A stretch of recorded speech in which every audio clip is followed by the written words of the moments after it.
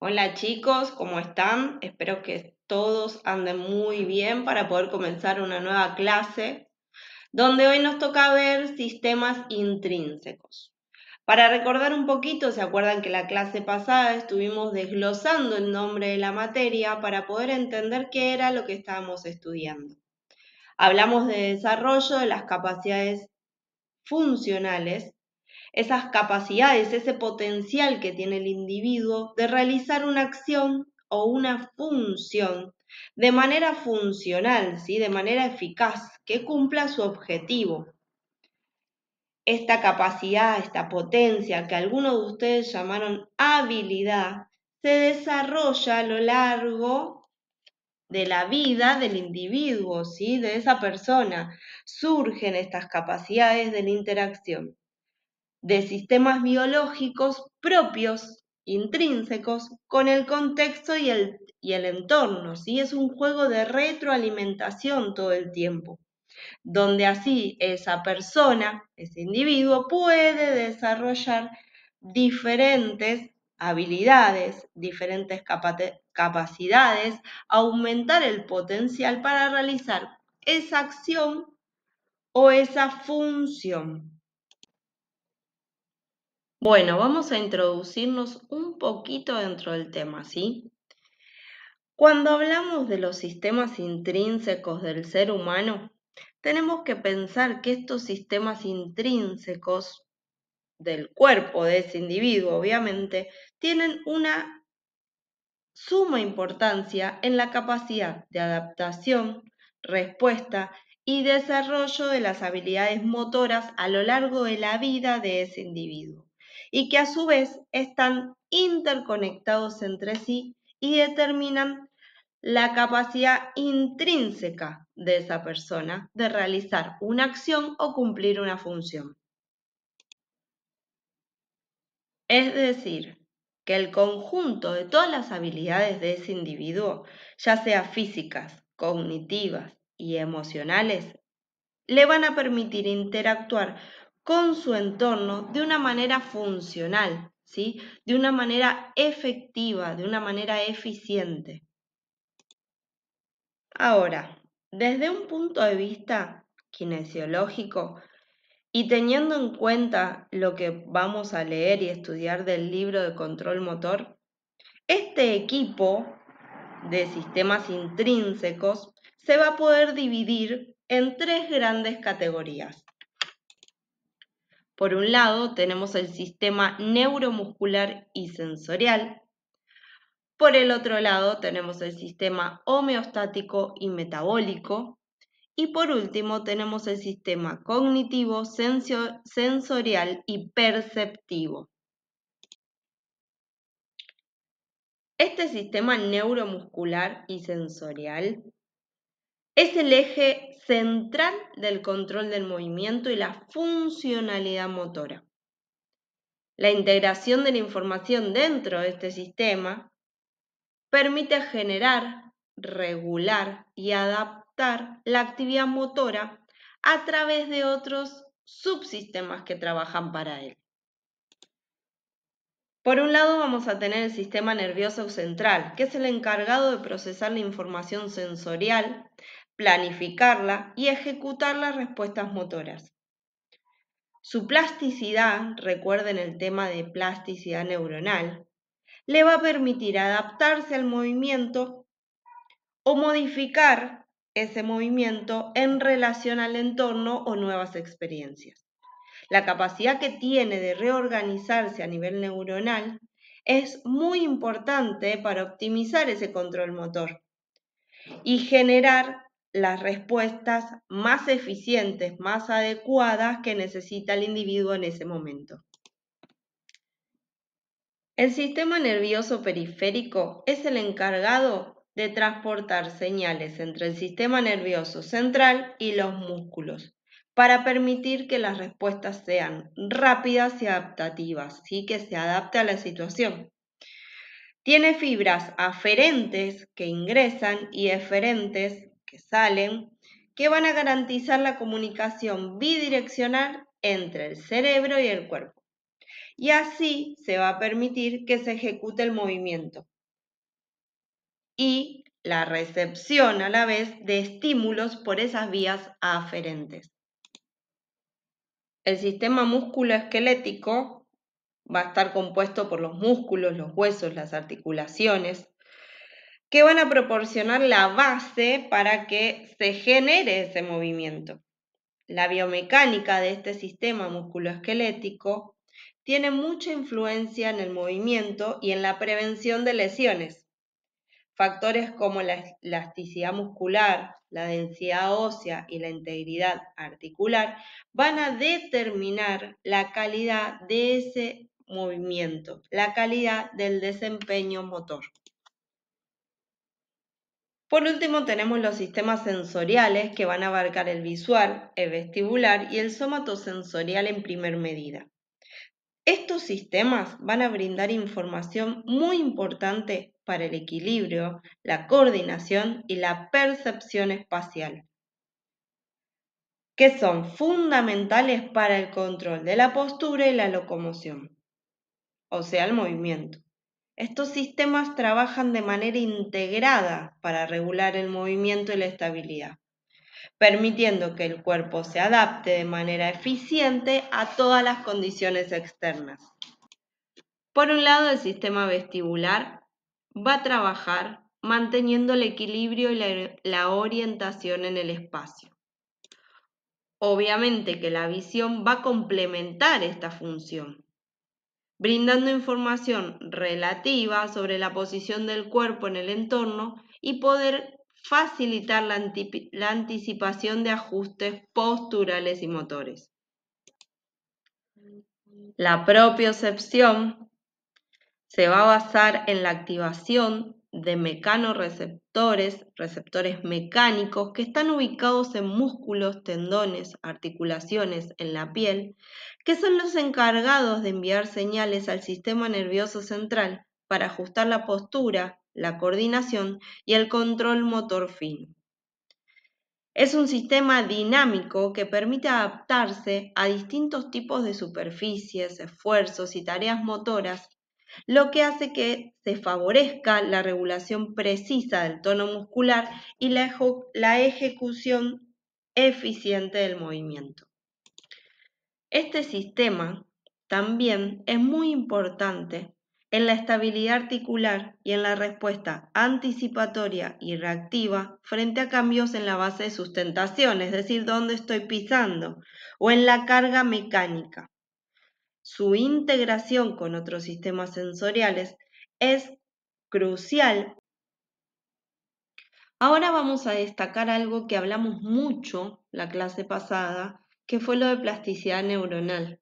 Vamos a hablar sobre reorganización neuronal, que es sumamente importante, ¿sí?, para que estos sistemas intrínsecos, el que vimos recién y los que vamos a seguir viendo, que están interconectados a través de habilidades físicas, cognitivas y emocionales, para que ese individuo realice, interactuando con su entorno, el contexto que lo rodea, una acción o una función de carácter funcional, es muy importante en el control motor la generación de estas respuestas, pero que sean eficaces, eficientes y efectivos. Es decir, que sean respuestas eficientes, que lleguen a su fin con el menor gasto posible, que sean eficaces, ¿sí?, cumpliendo el objetivo, y que sean efectivas, que sea un objetivo, una acción de carácter real, ¿sí? Es decir, que esa acción, para que sea funcional, tiene que cumplirse en el menor tiempo posible, con el menor gasto posible y llegar a su fin, a su objetivo real. Tenemos que tener en cuenta también procesos claves dentro del sistema neuromuscular y sensorial, que son la integración sensoriomotora, la coordinación motora y el control postural.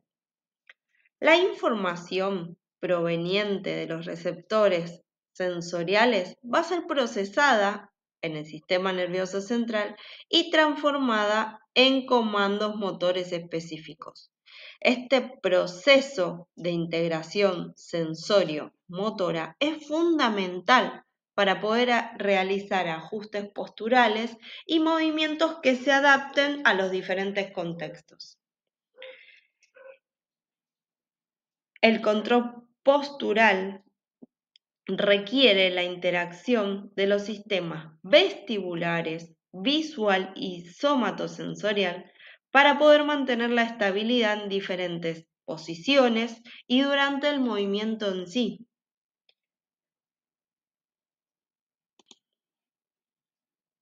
La coordinación motora va a involucrar la actividad secuencial y la sinergia de los músculos para poder ejecutar movimientos eficientes y funcionales. Tenemos que tener en cuenta de nuevo el término de plasticidad neuronal, porque todos estos procesos se dan atravesando el término de plasticidad neuronal, que es la capacidad de adaptarse este sistema neuromuscular, permitiendo el aprendizaje motor, la recuperación de la función tras una lesión y la optimización del rendimiento físico. Otro de los sistemas que nos toca hablar es el sistema cognitivo, sensorial y perceptivo. Y cuando hablamos de cognición, tenemos que saber que esta cognición está íntimamente relacionada con el movimiento. Y esto se debe a la integración cerebral que tiene cada individuo.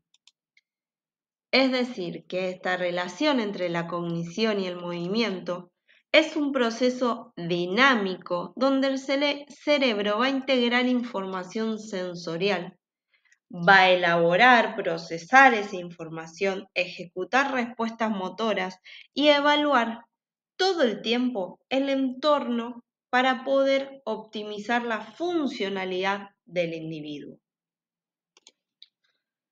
Este control motor depende de la toma de decisiones, de la planificación y de la regulación emocional que tenga esa persona.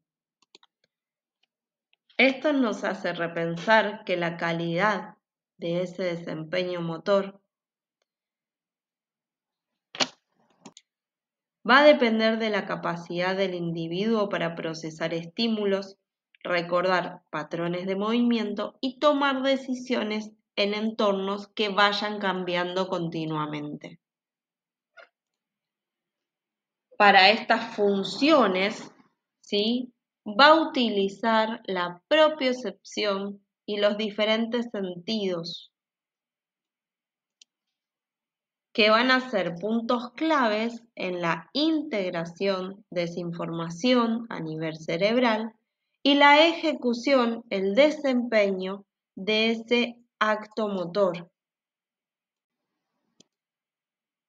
Pero este sistema cognitivo, sensorial y perceptivo tiene componentes claves.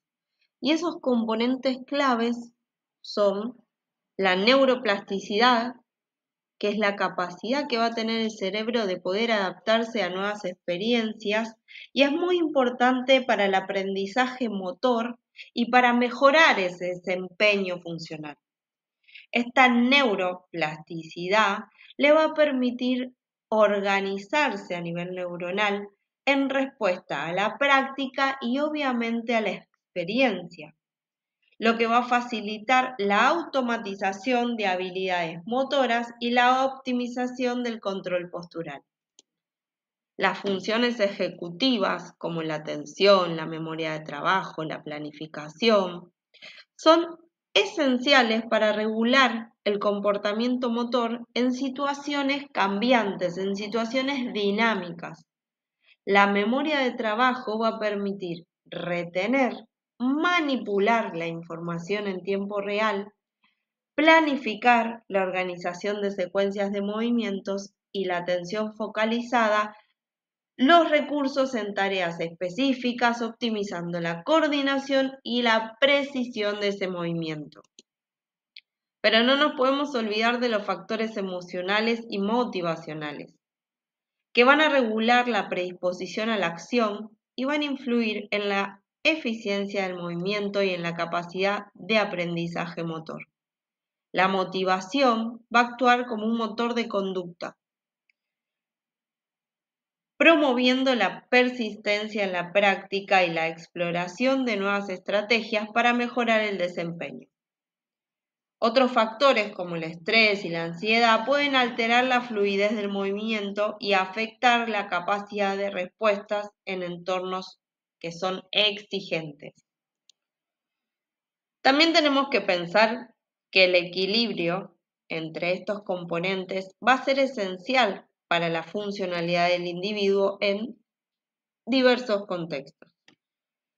La integración de la cognición, la emoción y el control motor va a permitir a ese individuo que se adapte a demandas que vayan cambiando, ¿sí?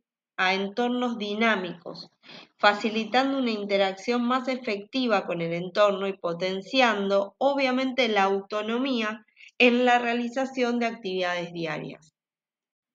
El último sistema que nos queda ver es el sistema homeostático y metabólico. Este sistema de regulación interna y metabolismo energético regula el equilibrio interno del organismo, que es esencial para sostener la actividad motora y funcional. Este sistema va a garantizar que el cuerpo pueda mantener la estabilidad fisiológica mientras se enfrenta a demandas del mundo exterior, del entorno, regulando la disponibilidad de energía, de oxígeno y la capacidad de recuperarse ante esfuerzos. Los elementos fundamentales que tiene este sistema homeostático y metabólico son el sistema cardiorrespiratorio, el sistema endocrino y metabólico y el sistema inmunológico. Cuando hablamos del sistema cardiorrespiratorio, tenemos que saber que estos sistemas regulan la oxigenación y el transporte de nutrientes que van a ser esenciales para que funcione el organismo. La eficiencia cardiovascular influye en la resistencia, mientras que la función respiratoria optimiza la captación y distribución de oxígeno, favoreciendo la homeostasis metabólica en todo el cuerpo. El sistema endocrino y metabólico va a coordinar la producción, almacenamiento y distribución de la energía necesaria para la actividad motora y la recuperación tisular. Cuando se liberan hormonas como la insulina, el glucagón, el cortisol y las catecolaminas, van a regular la disponibilidad de glucosa y lípidos como sustratos, sustancias energéticas, y así poder asegurar el equilibrio entre demanda y suministro energético en diferentes estados fisiológicos que atraviesa el individuo. Y por último, el sistema inmunológico contribuye a la regeneración celular, la modulación de la inflamación y la respuesta ante factores de estrés fisiológico. Su interacción con el sistema endocrino y metabólico va a permitir asegurar los procesos de recuperación y adaptación, asegurando la estabilidad del organismo frente a desafíos físicos y ambientales. Ahora, ¿cómo creen ustedes que afecta la disfunción en uno de todos estos sistemas a la capacidad funcional de un individuo? Bueno, chicos, hemos llegado al final de esta clase, de esta pequeña presentación introductoria al tema que nos toca ver, que es sistemas intrínsecos y su rol en la funcionalidad. Recuerden que para complementar deben leer el capítulo número 2 del libro Control Motor, así podrán desarrollar las actividades más fácilmente. Les dejo un saludo y nos vemos la próxima.